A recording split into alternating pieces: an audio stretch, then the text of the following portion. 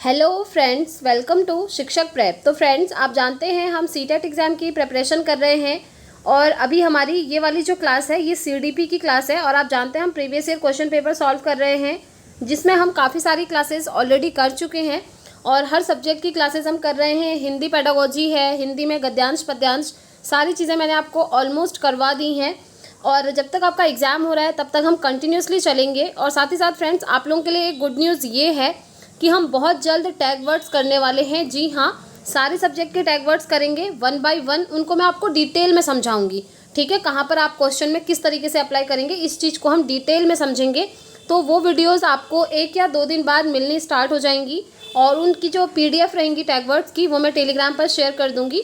तो आप लोग टेलीग्राम ग्रुप को ज़रूर ज्वाइन कर लीजिएगा, क्योंकि जो भी इंपॉर्टेंट चीज़ें रहती हैं ना, मैं आप लोगों को वहाँ पर शेयर कर देती हूँ, ठीक है। तो चलिए स्टार्ट करते हैं आज की क्लास और सीडीपी के प्रीवियस ईयर क्वेश्चन पेपर लगा लेते हैं। और हर क्लास की तरह इस क्लास में भी हम हर क्वेश्चन का डिटेल्ड एक्सप्लेनेशन करते हुए चलेंगे फ्रेंड्स। और ये हमारी सीडीपी की प्रीवियस ईयर क्वेश्चन पेपर की 60th क्लास है, यानी कि 60वीं क्लास है। इतनी क्लासेस हम कर चुके हैं। तो जो भी कैंडिडेट्स ऑलरेडी कंटिन्यूसली चैनल से जुड़े हैं उनकी तो बहुत ही अच्छी प्रिपरेशन हो गई होगी। और अगर आप चैनल पर नए हैं तो आप लोग भी क्लासेस को ज़रूर ज्वाइन करें, क्योंकि यहाँ पर ना आपको हर क्लास में कुछ ना कुछ सीखने को ज़रूर मिलेगा, क्योंकि हम डिटेल में चीज़ों को समझते हुए चलते हैं, ठीक है। तो विदाउट वेस्टिंग एनी टाइम चलिए स्टार्ट करते हैं आज की क्लास। आज की क्लास का सबसे पहला क्वेश्चन है आपके सामने, ये रहा, ठीक है।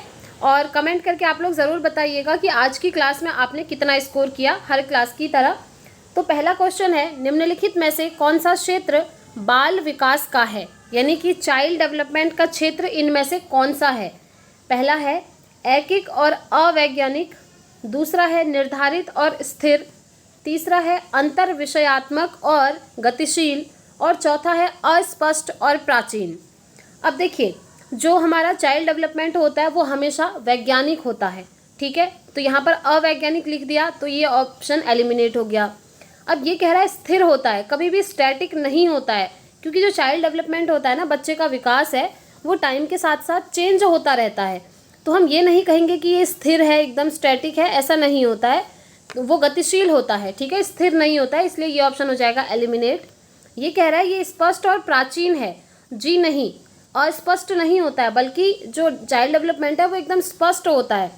जैसे जैसे बच्चे की एज बढ़ती है वैसे वैसे फिजिकली उसकी ग्रोथ होती रहती है, ठीक है। तो ये अस्पष्ट नहीं है बल्कि स्पष्ट है।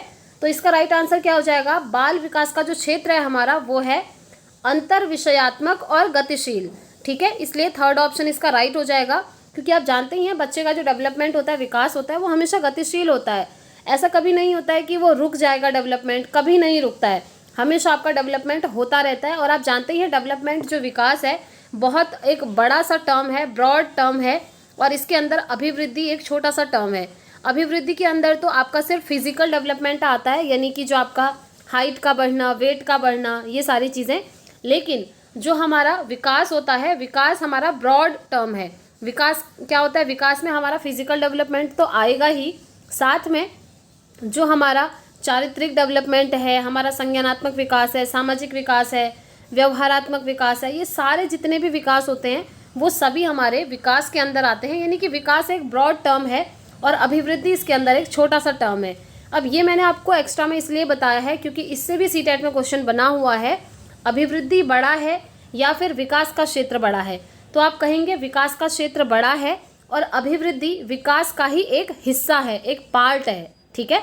तो इसका राइट आंसर क्या हो जाएगा, ऑप्शन सी हो जाएगा।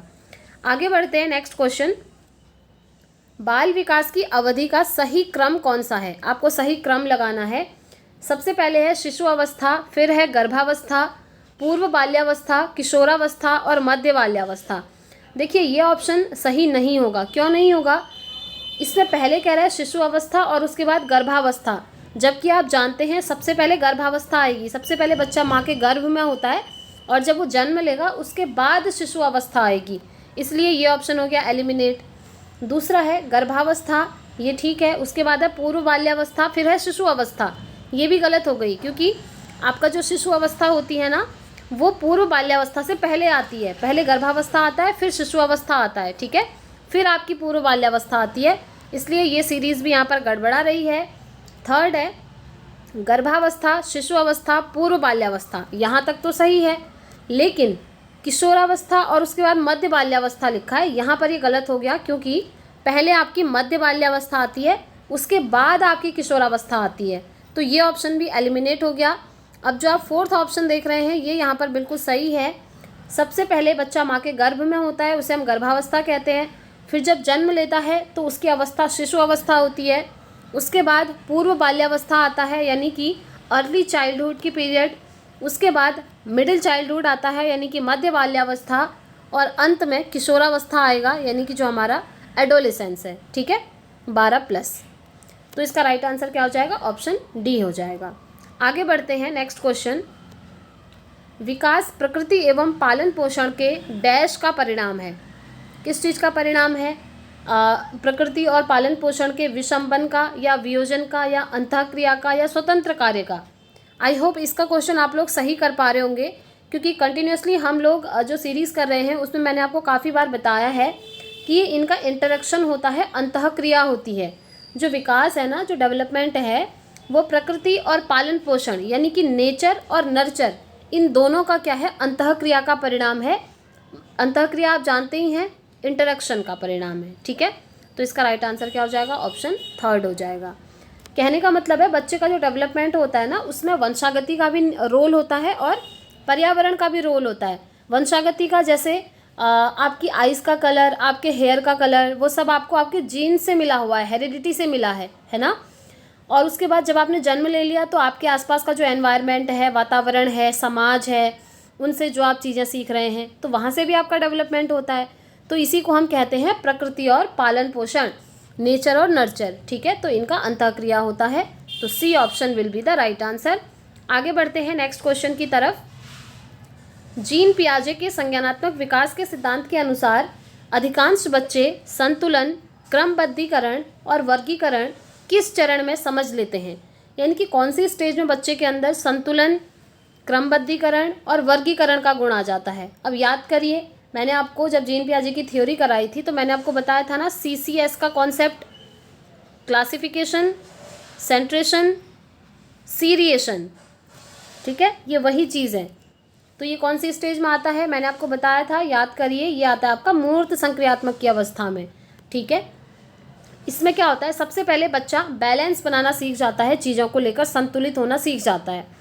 उसके बाद चीज़ों को क्रम में लगाना सीख जाता है। जैसे अगर आप बच्चे को जैसे टॉयज़ दे दो, कुछ छोटे टॉयज़ दे दिए, कुछ मीडियम साइज़ के और कुछ बड़े टॉयज़, और आपने बोला कि इनको आरोही क्रम में लगा दो, यानी कि असेंडिंग ऑर्डर में इसको क्रमबद्ध कर दो, असेंडिंग ऑर्डर में, आरोही क्रम में, तो बच्चा लगा लेता है। बच्चा सबसे पहले छोटा लगाएगा, फिर थोड़ा बड़ा, थोड़ा बड़ा, फिर थोड़ा बड़ा, थोड़ा बड़ा, थोड़ा बड़ा, इतना बड़ा। ठीक है, इस तरीके से वो असेंडिंग ऑर्डर में लगाना सीख जाता है मूर्त संक्रियात्मक की अवस्था में। उसके बाद वर्गीकरण, वो वर्गीकृत करना भी सीख जाता है। अगर आप कुछ चीज़ें उसको दोगे, जैसे आपने उसको ब्लॉक दे दिए, कुछ 2-4 सर्कल दे दिए, ठीक है, 2 आपने ट्रायंगल दे दिए, 2 स्क्वायर दे दिए, इस तरीके से। अब आपने उसको कहा कि इनको आप क्या करो? वर्गीकृत कर दो, यानी कि सर्कल वाले अलग कर दो, ट्रायंगल अलग कर दो और स्क्वायर वाले अलग कर दो। तो वो अलग अलग करना सीख जाता है। वो कहेगा ये सर्कल हैं, ये ट्रायंगल हैं, इस तरीके से वो चीज़ें लगाना सीख जाता है। यही होता है वर्गीकरण, क्लासिफिकेशन। ठीक है, तो जीन पियाजे कहते हैं कि ये वाला जो गुण है बच्चे के अंदर मूर्त संक्रियात्मक की अवस्था में आ जाता है, यानी कि कॉन्क्रीट ऑपरेशनल की स्टेज में आ जाता है। ठीक है, ये जो 4 आप देख रहे हैं ना, ये चारों ही अवस्थाएं जीन पियाजे ने दी हैं, और ये बच्चे के विकास की क्या है? चरण है। अब इनको आपने ना सीरियल में याद रखना है, क्योंकि ये क्वेश्चन सीटेट में बना हुआ है कि जो जीन पियाजे ने विकास की अवस्थाएं बताई हैं, ये 4, इनको एक क्रम में लगाओ। तो उसके लिए आपको ये चारों नाम याद रखने पड़ेंगे, और इनका क्रम मैं आपको बता देती हूँ। क्रम याद करने का ट्रिक है SPCF।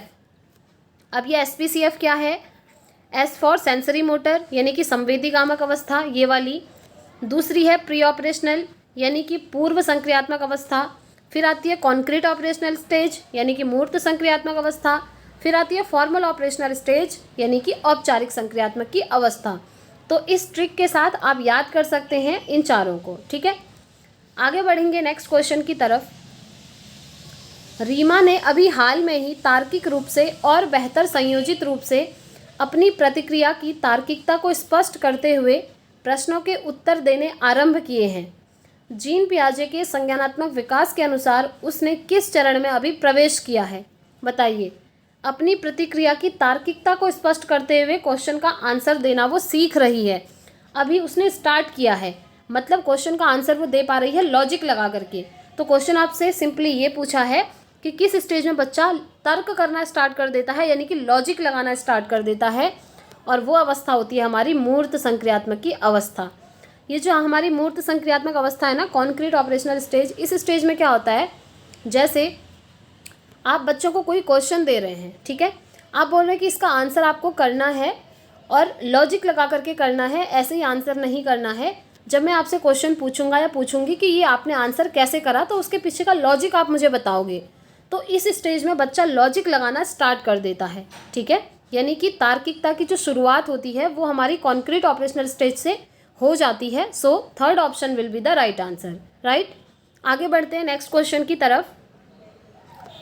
बच्चे अधिक समय और ज्ञान रखने वालों के साथ अंतःक्रिया करके सीखते हैं। अधिगम का यह सिद्धांत डैश द्वारा दिए गए डैश सिद्धांत के दृष्टिकोण से सही है, यानी कि ये किसने दिया है और किसके सिद्धांत के दृष्टिकोण से ये सही है, ये आपसे पूछा है। तो पहला है, ये लेव वाइगोत्स्की ने कहा है कि बच्चे अपने से बड़ों के साथ इंटरेक्शन करके सीखते हैं, या जीन पियाजे ने कहा है, या सिगमंड फ्रॉयड ने कहा है, या बीएफ स्किनर ने कहा है।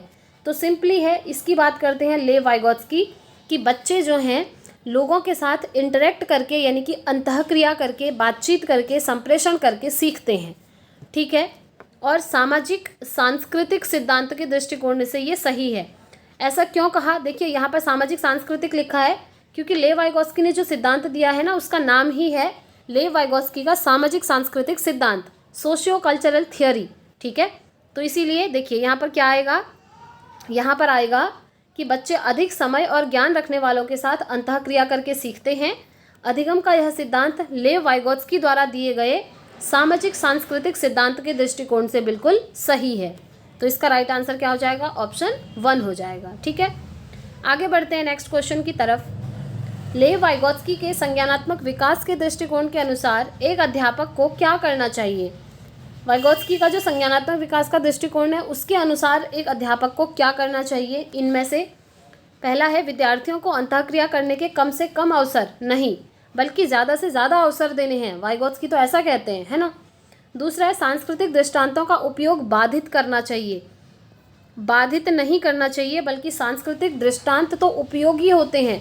आपने देखा था वाइगोत्स्की का जो सिद्धांत है उसका नाम ही है सामाजिक सांस्कृतिक सिद्धांत, तो ये बाधित यानी कि रुकावट थोड़ी है कोई। थर्ड ऑप्शन है, विद्यार्थी को उसके अभीष्टतम गुणों को प्राप्त करने में सहयोग देना चाहिए, ठीक है। एक टीचर को क्या करना चाहिए? बच्चों को हेल्प करनी चाहिए, सहयोग देना चाहिए, ताकि बच्चे जो हैं अपने अंदर के गुण, अपने अंदर की एबिलिटी को बाहर निकाल पाएँ। ये तो ठीक है। फोर्थ ऑप्शन है, अधिगम को समुन्नत करने के लिए पुरस्कार और दंड। जी नहीं, ऐसी बात ये नहीं करते हैं। तो इसका राइट आंसर ऑप्शन सी हो जाएगा। एज अ टीचर आप क्या करेंगे? विद्यार्थी को उसके जो मैक्सिमम लेवल की एबिलिटी है उसके अंदर, उसको प्राप्त करने के लिए उसको हेल्प करेंगे, उसको सहयोग देंगे। अब इससे आप क्या समझे? एक चीज़ और समझे, अगर आपसे पूछे सहयोगात्मक अधिगम की बात कौन करते हैं? पियाजे करते हैं, वाइगोत्स्की करते हैं, या फिर ब्रूनर करते हैं, कौन करते हैं? तो आप क्या कहेंगे? सहयोगात्मक अधिगम की बात करते हैं लेव वाइगोत्स्की, ठीक है। यहाँ से ये चीज़ भी क्लियर हो जाती है क्योंकि ये कहते हैं टीचर का काम है कि टीचर जो है बच्चों को हेल्प करेंगे चीज़ें सिखाने में। तो थर्ड ऑप्शन इसका राइट हो जाएगा। आगे बढ़ेंगे नेक्स्ट क्वेश्चन की तरफ।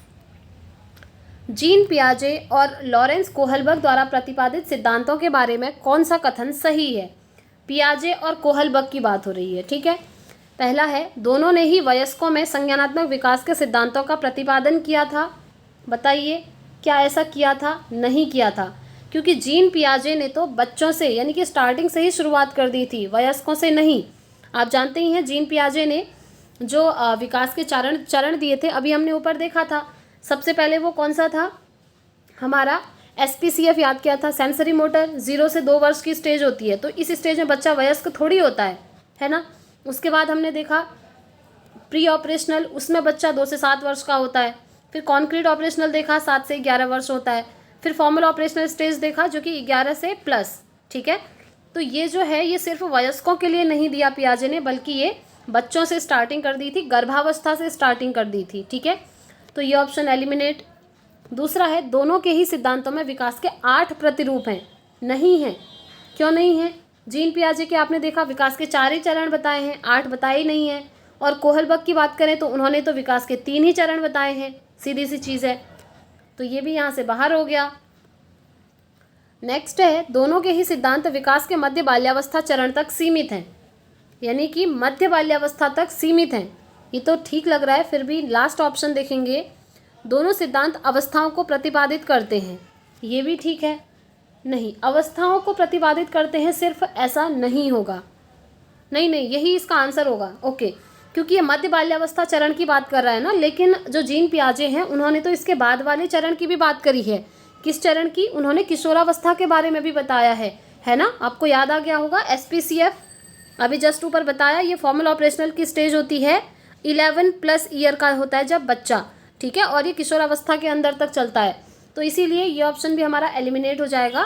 तो इसका राइट आंसर होगा कि दोनों ही सिद्धांत अवस्थाओं को यहाँ पर प्रतिपादित करते हैं, क्योंकि जीन पियाजे ने विकास की अवस्थाएं बताई हैं 4, ऐसे ही कोहलबर्ग ने विकास की क्या बताई हैं, 3 अवस्थाएं बताई हैं, उसके अंदर उनके अलग अलग चरण हैं। ठीक है, तो इसीलिए इसका राइट आंसर क्या हो जाएगा? ऑप्शन डी हो जाएगा। क्वेश्चन में क्या पूछा है? हाँ, कौन सा सही है? ठीक है, तो यही वाला हमारा सही हो जाएगा। आगे बढ़ते हैं नेक्स्ट क्वेश्चन। एक ऐसी कक्षा जहां विद्यार्थियों को जोड़ीदार प्रदत्त कार्य, समूह कार्य और चर्चाओं में भाग लेने के लिए प्रोत्साहित किया जाता है, उन कक्षाओं की क्या विशेषताएं होती हैं? पहला है निष्क्रिय अधिगम। नहीं, निष्क्रिय अधिगम मतलब होता है कि जब बच्चे का पढ़ने में मन नहीं है, रुचि नहीं है, वो पढ़ना ही नहीं चाहता है, आपने उसे ज़बरदस्ती बिठाया है, वो होता है निष्क्रिय रूप से सीखना। तो जब आप बच्चों को एक साथ ग्रुप में पढ़ाते हैं तो बच्चे निष्क्रिय नहीं होते हैं, बल्कि एक दूसरे से चीज़ें सीखते हैं। ठीक है, तो निष्क्रिय अधिगम तो इसका राइट आंसर होगा नहीं। कंठस्थीकरण आधारित अधिगम, यानी कि बच्चे आपस में बैठ के रटेंगे, ऐसा भी नहीं है। सिर्फ आप निर्देशन दे रहे हैं बच्चों को, ऐसा भी नहीं होता है। जब भी आप बच्चों को समूह में बिठाकर कार्य दे रहे हैं तो वो क्या होता है? उससे सहयोगात्मक अधिगम होता है। अभी मैंने आपको ऊपर बताया ना, सहयोगात्मक अधिगम की बात वाइगोत्स्की करते हैं और वो कहते हैं कि बच्चे आपस में अंतःक्रिया करके, इंटरेक्शन करके, ग्रुप वर्क करके चीज़ों को सीखते हैं, और इसे हम कहते हैं सहयोगात्मक अधिगम। नाम से ही क्लियर है, एक दूसरे की हेल्प करके, एक दूसरे से सहयोग करके सीखना। जैसे फॉर एग्जांपल किसी बच्चे का मैथ्स स्ट्रॉन्ग है और किसी बच्चे का यहाँ पर हमारा इंग्लिश स्ट्रॉन्ग है, तो जिसका मैथ्स स्ट्रॉन्ग है वो इस बच्चे को मैथ सिखा सकता है, जिसका इंग्लिश स्ट्रॉन्ग है वो इस बच्चे को इंग्लिश सिखा सकता है। तो इस तरीके से क्या हो गया? सहयोगात्मक अधिगम हो गया। बच्चे एक दूसरे की हेल्प करके चीज़ों को सीख सकते हैं। ठीक है, चलिए आगे बढ़ते हैं। नेक्स्ट क्वेश्चन, दूसरों की मनोदशा, प्रेरणा और इच्छाओं की पहचान करना और समुचित रूप से उनके प्रति प्रतिक्रिया करना किस बुद्धिमत्ता की विशेषता है? बताइए। यहाँ पर बात हो रही है दूसरे की मनोदशा को समझना। ठीक है, पहला है अंतःवैयक्तिक, दूसरा है गतिशीलात्मक, तीसरा है अंतर्वैयक्तिक, चौथा है प्रकृतिवादी। तो देखिए फ्रेंड्स, जब हम किसी सामने वाले व्यक्ति की, यानी कि किसी खुद को छोड़ करके किसी अन्य व्यक्ति की मनोदशा को समझते हैं, उसके अंदर क्या चीज़ें चल रही होंगी, हम ये अनुमान लगाते हैं वो इंसान कैसा होगा, उसकी क्या रुचि है, वो फ्यूचर में क्या बन सकता है, उसकी क्या मेंटिलिटी है। मतलब जब हम सामने वाले को समझने लगते हैं तो हम कहते हैं कि हमारे अंदर अंतर्वैयक्तिक बुद्धि है। ठीक है, यानी कि इंटरपर्सनल इंटेलिजेंस। इंटरपर्सनल इंटेलिजेंस मतलब होता है जब हम किसी अन्य व्यक्ति को अच्छे से समझ जाते हैं। ठीक हो गया। और अगर आपसे पूछा होता कि जब हम खुद को समझते हैं, खुद की मनोदशा को समझते हैं, खुद की इच्छाओं को समझते हैं, तब हमारे अंदर कौन सी बुद्धिमत्ता होगी? तब हम कहेंगे हमारे अंदर इंट्रापर्सनल होगी। इंट्रापर्सनल इंटेलिजेंस मतलब अंतःवैयक्तिक बुद्धि। तो सिंपली याद रखना है, अगर आपसे क्वेश्चन पूछे कि जब इंसान जो है दूसरे की मनोदशा, उसकी इच्छाओं को समझने लगता है तो उसके अंदर कौन सी इंटेलिजेंस है? उसके अंदर इंटरपर्सनल इंटेलिजेंस है। अगर आपसे पूछे कि व्यक्ति खुद को समझता है, खुद की इच्छाओं को समझता है, खुद को बहुत अच्छे से समझता है, जैसे एग्जाम्पल गौतम बुद्धा, नाम आपने सुना होगा, आप जानते भी हैं, वो खुद को समझ गए थे, उन्हें ज्ञान भी प्राप्त हुआ था, है ना? तो उनके अंदर क्या थी? इंट्रापर्सनल इंटेलिजेंस थी, यानी कि वो खुद को समझ गए थे। तो इन दोनों में ये डिफरेंस आपको याद रखना है। अगर आपसे पूछे कि जब कोई व्यक्ति प्रकृति से उसका बहुत ज़्यादा लगाव है तो उसके अंदर कौन सी बुद्धिमत्ता है, तो आप कहेंगे वो प्रकृतिवादी है। ठीक है, इस तरीके से आप अपने सारे आंसर्स को कर सकते हैं। इसीलिए मैंने आपको बोला फ्रेंड्स, अगर आप इस चैनल से प्रिपरेशन कर रहे हैं तो आपको बेनिफिट ये होता है कि यहाँ से आप एक्स्ट्रा चीज़ें भी समझ लेते हैं जो कि आपके एग्जाम के पॉइंट ऑफ व्यू से इम्पॉर्टेंट होती हैं। नेक्स्ट क्वेश्चन, भाषा और विचार के बारे में क्या सही है, बताइए। लैंग्वेज और जो थॉट होते हैं क्या वो अलग अलग हैं, क्या वो एक दूसरे के साथ इंटरकनेक्टेड हैं, क्या हैं, बताइए। पहला है, यह एक दूसरे से स्वतंत्र रहकर विकसित होते हैं। जी नहीं, भाषा और थॉट ये अलग अलग नहीं होते हैं। जैसे आप किसी भी चीज़ के बारे में सोच रहे हैं, किसी भी चीज़ के बारे में A to Z, जैसे अभी आप सोच रहे हैं कि एग्ज़ाम में मुझे ये सॉल्व करना है, 150 क्वेश्चन आएंगे, मेरे कितने मार्क्स आएंगे, मुझे क्वालिफाई करना है, इसके बाद मुझे गवर्नमेंट जॉब के एग्ज़ाम देने हैं। आप सोच रहे हैं, विचार कर रहे हैं अपने दिमाग में, लेकिन जब आप विचार कर रहे हैं तो विचार करने के लिए आपको भाषा भी तो आनी चाहिए। अगर आपको कोई भाषा नहीं आएगी, आपको कोई लैंग्वेज ही नहीं आती है, तो आप कैसे सोचेंगे, बताइए। सोचने के लिए भी तो भाषा का आना ज़रूरी है, भाषा सीखना ज़रूरी है। तो ये तो नहीं हो सकता कि ये दोनों क्या है, स्वतंत्र हैं, यानी कि अलग अलग हैं। ये अलग अलग बिल्कुल भी नहीं है। ठीक है, ये कह रहा है कि यह एक दूसरे को प्रभावित करते हैं और असंख्य तरीक़ों से अंतःक्रिया करते हैं। ये यहाँ पर डेफिनेटली बिल्कुल सही हो जाएगा। जो हमारा भाषा है, लैंग्वेज है, और जो विचार है, थॉट है, वो एक दूसरे को प्रभावित करते हैं और एक दूसरे के साथ अंतःक्रिया करते हैं। ठीक है, जैसा कि अभी मैंने आपको समझाया कि अगर आप किसी भी चीज़ के बारे में सोच रहे हैं, विचार कर रहे हैं, तो सोचने के लिए आपको भाषा आनी चाहिए। अगर भाषा नहीं आती है तो आप कैसे सोचेंगे, खुद आप सोच सकते हैं, है ना। तो इसीलिए हम कहेंगे ये दोनों क्या है, एक दूसरे को प्रभावित करते हैं और असंख्य तरीक़ों से एक दूसरे के साथ इंटरकनेक्टेड हैं, इंटर रिलेटेड हैं, अंतःक्रिया करते हैं। ठीक है। थर्ड है, शिक्षार्थी के सामाजिक संदर्भों द्वारा प्रभावित नहीं होते हैं, बल्कि ये तो होते हैं। वंशानुक्रम से नहीं परंतु परिवेशीय कारकों से प्रभावित, ऐसा भी नहीं है, क्योंकि ये वंशानुक्रम से भी प्रभावित होता है और परिवेश से भी प्रभावित होता है। ठीक है, तो इसीलिए इसका राइट आंसर क्या हो जाएगा, ऑप्शन 2 हो जाएगा। आगे बढ़ेंगे नेक्स्ट क्वेश्चन की तरफ।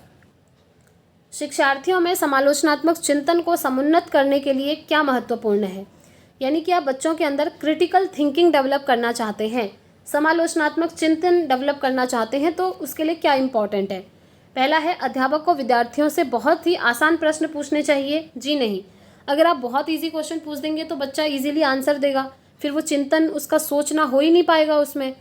अध्यापक को पाठ्यक्रम पूरा करने के लिए गैर लचीली समय रेखा का पालन करना है। जी नहीं, गैर लचीली मतलब जो चीज़ फ्लेक्सिबल नहीं है, एकदम रिजिडिटी अपना रहे हैं, कठोर तरीके से बच्चे को पाठ्यक्रम पूरा करवा रहे हैं, तो ऐसा भी नहीं करना है। नेक्स्ट ऑप्शन है, विद्यार्थियों को ज्ञान सृजन के प्रचुर अवसर मिलने चाहिए। ये तो सही लग रहा है, फिर भी नेक्स्ट ऑप्शन देखेंगे एक बार। विद्यार्थियों को एक समान योग्यता वाले समूहों में वर्गीकृत, कभी भी नहीं। मैंने आपको हमेशा बोला है, बच्चों को डिवाइड नहीं करना है, वर्गीकृत नहीं करना है। अब ये कह रहा है एक समान योग्यता वाले बच्चों को आप अलग कर देंगे। जैसे आपने अलग कर दिया, आपने कहा आप बहुत मूर्ख बच्चे हो, आप अलग बैठो, आप लोग मीडियम हो, आप अलग बैठो, आप लोग बहुत ही ज़्यादा प्रतिभाशाली हो, आप अलग बैठो। तो इस तरीके से अगर आप बच्चों को डिवाइड कर देंगे तो बच्चों के मन में हीन भावना पैदा होने लगती है और बच्चों का जो कॉन्फिडेंस होता है, सेल्फ कॉन्फिडेंस, वो भी लूज़ होने लगता है। ये वाले जो बच्चे हैं, इनको लगेगा मुझे तो कुछ आता ही नहीं है, टीचर हमें अलग बिठा रहे हैं, इस तरीके की चीज़ें। इसीलिए इसको ख़त्म करने के लिए हमारे यहाँ समावेशी शिक्षा का कॉन्सेप्ट आया था और वो यही कहता है कि सभी बच्चों को एक साथ मिला करके पढ़ाओ और समान शिक्षा दो। उनमें कुछ भी आपने क्या करना है, भेदभाव नहीं करना है। ठीक है, तो इसका राइट आंसर क्या हो जाएगा, राइट आंसर हो जाएगा कि विद्यार्थियों को ज्ञान सृजन के प्रचुर अवसर दीजिए, यानी कि आप बच्चों को ऐसी अपॉर्चुनिटीज़ दीजिए कि वो खुद से कुछ सृजन कर सकें, ज्ञान का निर्माण कर सकें, तभी तो उनके अंदर समालोचनात्मक चिंतन विकसित होगा। समालोचनात्मक चिंतन मतलब होता है फ्रेंड्स, जैसे कोई भी चीज़ हो रही है तो क्यों हो रही है, इस तरीके के क्वेश्चन बच्चे के दिमाग में आने चाहिए। जैसे किसी भी चीज़ को वो सॉल्व कर रहा है तो सिर्फ एक ही डायरेक्शन में सोचकर सॉल्व नहीं करना है, अलग अलग दिशाओं में वो सोचना चाहिए बच्चे को कि इसका आंसर ये भी हो सकता है, यहाँ से देखें ये भी हो सकता है। अलग अलग एस्पेक्ट में बच्चा आंसर को समझ पाए और ज्ञान का निर्माण कर पाए, तो इसीलिए समालोचनात्मक चिंतन करना होता है और वो हमको दिख रहा है ऑप्शन 3 में, इसलिए 3rd ऑप्शन इसका राइट हो जाएगा। आगे बढ़ते हैं नेक्स्ट क्वेश्चन। प्रवीण के माता पिता जानबूझकर घरेलू कार्यों के अप्रातिनिधिक स्वरूपों में संलग्न रहते हैं, जैसे कि पिता भोजन पकाने का कार्य करते हैं और माता घर के खराब हो गए इलेक्ट्रॉनिक उपकरणों की मरम्मत करती हैं। इस प्रकार के परिवेश में प्रवीण की क्या प्रवृत्ति होगी, बताइए। पहला है जेंडर रूढ़िबद्ध विभेदीकरण का समर्थन, नहीं। जेंडर रूढ़िबद्ध धारणाओं का प्रश्न, जेंडर स्कीमा को सुदृढ़ करेगा, जेंडर नामीकरण के अनुकूल व्यवहार करेगा, बताइए। तो इसका राइट आंसर क्या होगा, जेंडर रूढ़िबद्ध धारणाओं का वो प्रश्न करेगा। ठीक है, जो रूढ़िबद्ध धारणाएं चली आ रही हैं वो क्या चली आ रही हैं कि जो इलेक्ट्रिशियन है वो सिर्फ लड़के होंगे, लड़कियां घर में खाना बनाएंगी, लेकिन यहाँ क्वेश्चन में तो उल्टा ही हो रहा है। तो बच्चे के दिमाग में ये चीज़ें उठेंगी, जेंडर रूढ़िबद्ध धारणाओं में वो प्रश्न करेगा। ठीक है, तो इसीलिए सेकंड ऑप्शन इसका राइट हो जाएगा। आगे बढ़ते हैं, नेक्स्ट क्वेश्चन। राष्ट्रीय शिक्षा नीति 2020 के अनुसार, यानी कि जो NEP 2020 है आपकी, हमने थ्योरी की क्लास में भी करी थी, ये जुलाई में आई हुई है। ठीक है, इसके अनुसार प्रारंभिक स्तर पर आकलन का क्या स्वरूप होना चाहिए, यानी कि प्राइमरी लेवल में आप बच्चे का आकलन कैसे करेंगे, कौन सी मेथड से करेंगे, ये पूछा है। पहला है यहाँ पर रचनात्मक तरीके से, दूसरा है नियमित तरीके से, तीसरा है सूचनाओं के मात्र ग्राह्यशीलता पर केंद्रित। जी नहीं, मतलब ओनली इस चीज़ पर ध्यान केंद्रित करना है कि ग्राह्यशीलता हो। ठीक है, ऐसा नहीं है, बल्कि बच्चे का ओवरऑल असेसमेंट करना होता है, यानी कि सर्वांगीण आकलन करना होता है, 360 डिग्री असेसमेंट। ठीक है, शिक्षण अधिगम की उपयुक्तता के अनुरूप। जी हाँ, ये 3 ऑप्शन यहाँ पर बिल्कुल सही हैं। बच्चे का जब आप आकलन करेंगे तो रचनात्मक तरीके से भी करेंगे और कंटिन्यूसली बच्चे का आकलन करना है। ऐसा नहीं है कि आज आपने बच्चे का आकलन करा और फिर सीधा साल के अंत में आकलन कर रहे हैं, ऐसा नहीं, बल्कि वो कंटिन्यूस होना चाहिए। और शिक्षण अधिगम की उपयुक्तता के अनुरूप, यानी कि आकलन आप उस चीज़ का कराइए जो ज़रूरी है। कुछ चीज़ें ऐसी भी हो सकती हैं जिसका एजुकेशन से कोई मतलब ही नहीं है, ना ही वो चीज़ें बच्चे की लाइफ में काम आने वाली हैं, उन चीज़ों का आप आकलन मत करिए। उन चीज़ों का आकलन करिए जो आप बच्चे को पढ़ा रहे हैं और जो चीज़ें बच्चों को लाइफ में काम आएंगी, उन चीज़ों का आकलन करना है। तो इसका A, B और D यहाँ पर बिल्कुल सही है, जो हमको दिख रहा है ऑप्शन D में। तो ये इसका यहाँ पर राइट आंसर हो जाएगा। आगे बढ़ते हैं, नेक्स्ट क्वेश्चन। निम्नलिखित में से कौन से कथन अधिगम के लिए आकलन के संबंध में सही हैं? आकलन के संबंध में सही कथन आपको चुनने हैं। ठीक है, पहला है भय पैदा करने के लिए कॉपी में सभी त्रुटियों पर लाल स्याही से घेरा बना दीजिए। ऐसा नहीं करना है। पहली बात तो बच्चे के मन में भय पैदा नहीं करना है। ठीक है, दूसरा, अगर वो गलतियां कर भी रहा है तो आप घेरा मत बनाइए। अगर आप बच्चों के मन में भय पैदा करेंगे, डर पैदा करेंगे, तो बच्चों का मन ही नहीं करेगा पढ़ने का। दूसरे दिन से वो कहेंगे मुझे स्कूल ही नहीं जाना है। आपने देखा होगा ना, छोटे बच्चों को, कुछ बच्चे होते हैं जो जैसे स्टार्टिंग के डेज़ वो स्कूल जा रहे हैं, उसके बाद कहते हैं कि मुझे स्कूल में नहीं जाना है। क्यों? क्योंकि वहाँ पर बच्चों को डराया जा रहा है, मारपीट हो रही है, कहा जा रहा है अगर आप ये करोगे तो आपको मैं थप्पड़ लगाऊंगी या थप्पड़ लगाऊंगा। तो इस तरीके की चीज़ें आपने नहीं करनी है। तो ये हमारा आकलन के संबंध में बिल्कुल भी सही नहीं है। नेक्स्ट है विद्यार्थी के अधिगम के बारे में जानने के लिए त्रुटियों को एक अवसर के रूप में लेना। जी हाँ, हम कहते हैं बच्चे अगर त्रुटि कर रहे हैं तो वो एक पॉजिटिव चीज़ है, ना कि नेगेटिव, क्योंकि गलतियां इंसान करता है और गलतियों से ही वो सीखता भी है। तो बच्चों को अवसर देने चाहिए, त्रुटियों को एक अवसर के रूप में लेना है, यानी कि एक अपॉर्चुनिटी के रूप में लेना है। इस तरीके से लेना है कि ये तो नेचुरल है, गलतियाँ तो बच्चा करेगा ही, टीचर का काम है उसे सही चीज़ें सिखाना। तो सेकेंड ऑप्शन तो यहाँ पर सही है। थर्ड और फोर्थ हम यहाँ पर देख लेंगे। थर्ड है सहपाठी आकलन का प्रयोग एक दूसरे को प्रतिपुष्टि देने के लिए किया जाता है। जी हाँ, सहपाठी आकलन अभी हमने पढ़ा था। एक ही क्लासरूम के बच्चे जब एक दूसरे बच्चे का आकलन करते हैं, जैसे होता है ना यूनिट टेस्ट वगैरह, अगर टीचर लेते हैं तो क्लासरूम में बच्चों से कहते हैं अब आप आपस में ही जो ये आपने टेस्ट दिया है ये वाली नोटबुक एक्सचेंज करो और एक दूसरे का काम देखो। तो ये होता है सहपाठी आकलन, क्लास में एक दूसरे बच्चे का आकलन करना। वो इसीलिए किया जाता है ताकि प्रतिपुष्टि बच्चों को दिया जा सके, यानी कि फीडबैक दिया जा सके। टीचर कभी कभी कहते हैं ना कि आप लोग एक दूसरे की नोटबुक पकड़ो और देखो बच्चे ने कैसे काम किया है और अपने अकॉर्डिंग एक दूसरों को मार्क्स दे दो। जैसे आपने एक कोई पेन पेपर टेस्ट लिया 10 नंबर का और क्लासरूम में सभी बच्चों ने वो सॉल्व करा, उसके बाद आपने क्या किया, सभी बच्चों से एक दूसरे की कॉपी को एक्सचेंज करा और बोला अपने अकॉर्डिंग इसे चेक करो और मार्क्स दो। तो बच्चे मार्क्स देने लगते हैं, फीडबैक देते हैं एक दूसरे बच्चे को। इसी को हम कहते हैं प्रतिपुष्टि करना। ठीक है, फीडबैक देना, ये भी सही है। विद्यार्थियों द्वारा की गई त्रुटियों के प्रतिरूपों के प्रति अध्यापक को सजग होना चाहिए। जी हाँ, आपको सजग होना पड़ेगा अगर बच्चे गलती कर रहे हैं तो। और सजग होकर के ऐसा नहीं कि आप बच्चों को डांट रहे हैं, सजा दे रहे हैं, नहीं, बल्कि बच्चों की उन त्रुटियों को किस तरीके से सुधारा जाए इस पर अध्यापक ने काम करना है, ठीक है। इसीलिए फोर्थ ऑप्शन भी यहाँ पर सही हो जाएगा। तो इसका राइट आंसर क्या होगा? राइट आंसर ऑप्शन डी हो जाएगा, जिसमें ऑप्शन 2, ऑप्शन 3 एंड ऑप्शन 4 ये तीनों यहाँ पर सही हो जाएंगे और ऑप्शन 1 इसका सही नहीं होगा, ठीक है। तो फ्रेंड्स, इस तरीके से आज की क्लास को हम यहीं पर समाप्त करते हैं। आप जानते ही हैं हमने डिटेल में चीज़ें समझ ली हैं। अगर आपको क्लासेस पसंद आ रही हैं तो प्लीज़ वीडियो को लाइक ज़रूर करें फ्रेंड्स, और कमेंट करके बताएं कि आपको क्लास कैसी लग रही है और आपको समझ में आ रहा है या नहीं आ रहा है। वैसे आप लोग काफ़ी पॉजिटिव कमेंट्स करते हैं तो मुझे भी काफ़ी अच्छा लगता है और मोटिवेशन भी मिलता है कि इसी तरीके से मैं आपको सारे प्रीवियस ईयर क्वेश्चन पेपर करवा सकूँ। तो इस वीडियो में इतना ही रखते हैं फ्रेंड्स, मिलेंगे अब हम नेक्स्ट वीडियो में, और कल या परसों से हम टैग वर्ड्स की सीरीज़ स्टार्ट कर देंगे। पेपर 1 और पेपर 2 में सारे सब्जेक्ट की करेंगे। टोटल 8 सब्जेक्ट हैं, पेपर 1 और पेपर 2 को मिलाकर सभी की वीडियोस आपको पर डे कल से मिलती रहेंगी, ठीक है। तो इस वीडियो में इतना ही रखते हैं फ्रेंड्स, मिलते हैं नेक्स्ट वीडियो में। Thanks for watching.